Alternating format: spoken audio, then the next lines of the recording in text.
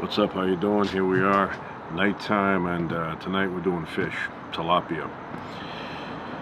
We're gonna fry them in sesame seed oil, and get some peppers here, a bunch of peppers, tilapia right here. We have lemon. Fresh lemon, and we have white balsamic vinegar from Italy. This comes from Italy, fine product. And we will begin.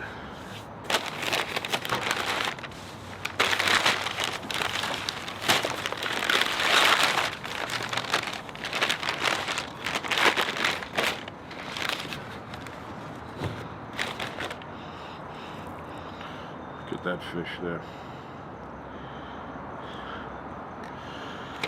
Bought a bunch.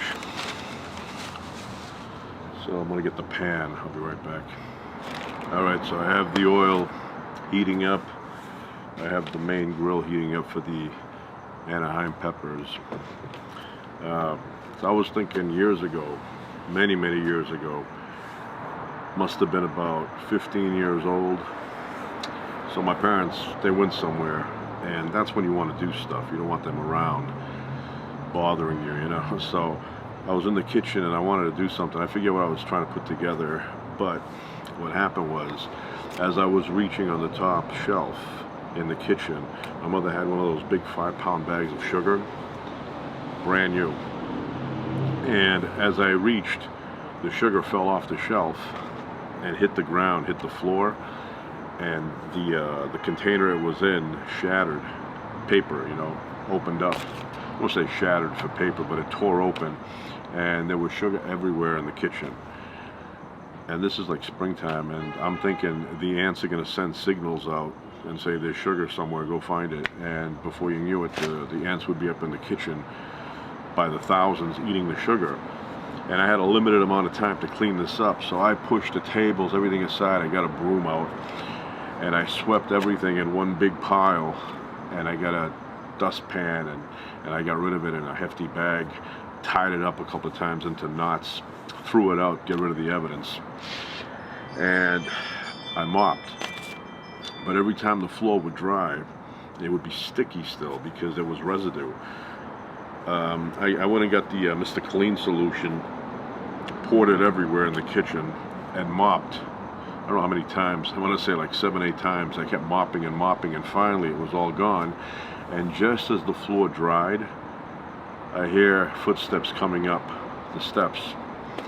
And my parents came home, and I put everything in place, and my mother was kind of looking at the table. I think I was off by a centimeter on the table where it used to be, and she was noticing, you know, something, but she didn't say anything.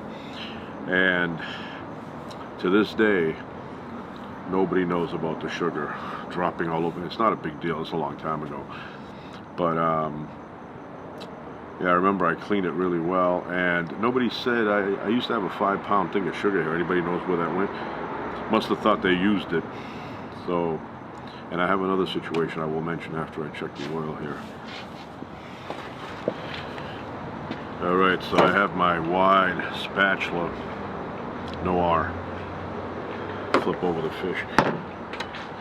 So another situation I had, and this is way back. I don't know how old I was, maybe 11 or 12. I don't know why I grabbed a bottle of, it was a big gallon of olive oil, brand new, and I opened it up, but my hands, they were slippery, and I lifted the thing and it kind of slid out of my hands and hit the floor, and the olive oil poured out like a moped. Anyway, the olive oil poured out. It was a concrete. It was like a patio place made out of concrete, enclosed with screens. And I'm looking at the olive oil on the floor, and I'm like, how am I going to get all that? You know, it was just everywhere. And so I went and grabbed all the Bounty towels. I don't know if it was Viva. I think it was Bounty. We always use Bounty. And I started, you know, getting all the oil in the center and throwing it out in hefty bags. Hefty bags come in handy. And I got all the oil, all that 1 gallon of oil with tons of Bounty.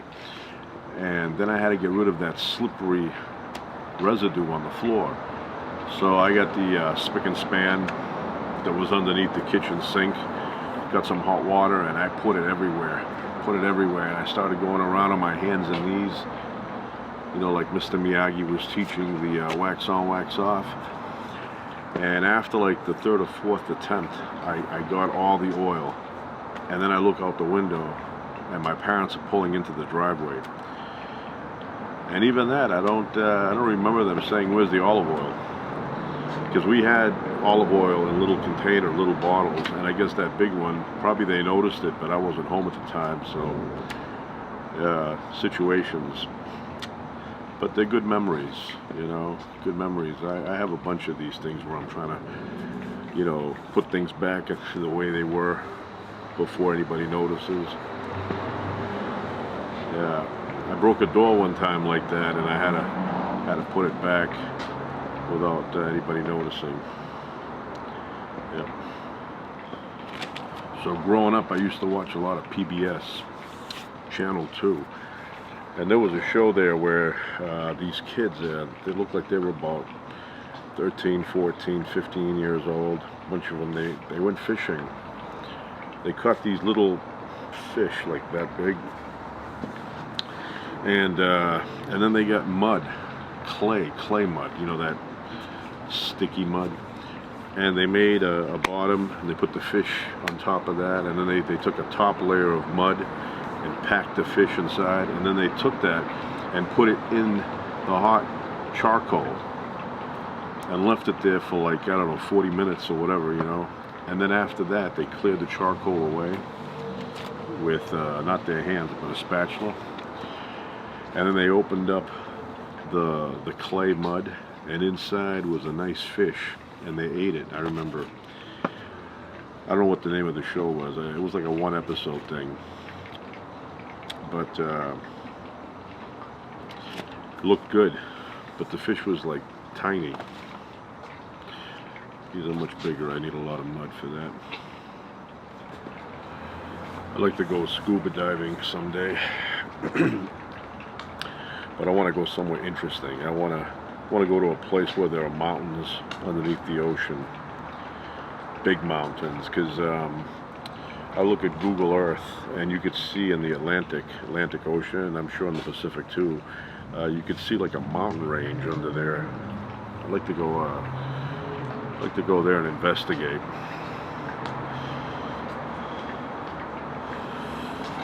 And then maybe drift to an uninhabited island. I do have a dream where, I mean, not a dream like a goal, but a dream at night where you fall asleep and have a dream. And in this dream, it's pitch black out. Can't see anything. Interruptions, you know. Anyway, so it's pitch black. There's no moon, and I'm floating. And in the dream, I fall asleep while I'm floating, and I wake up, and I'm on a seashore, an island. And the moon is out now, and I can see the island. It's this big, pointy mountaintop surrounded by a shoreline, nice sand. And I look and I go, man, where am I? And then high tide is coming in, so I have to climb up the mountain, climb up, and when I get to the top, about 15 feet of the mountaintop is sticking out of the ocean. The rest of it's under the ocean, and I'm waiting up there for the tide to go to low or to wake up. I usually wake up before that happens. One time I had that dream, and I went up to the top after the tide came in, and up at the very, very top was a house.